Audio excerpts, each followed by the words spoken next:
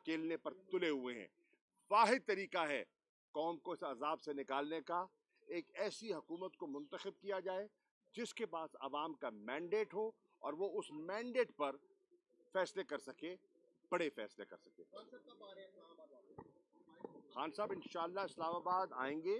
वो इस वक्त उनका मशावरत का अमल जारी है। खैबर पख्तूनख्वा में वो मीटिंग्स कर रहे हैं कारकुनों से।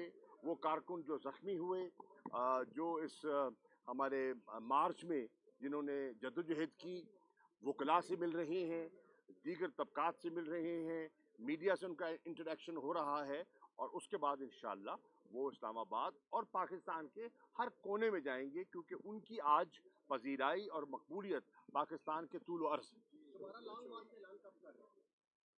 जब भी उसका फैसला हुआ आपके सामने पेश कर देंगे। Thank you ji.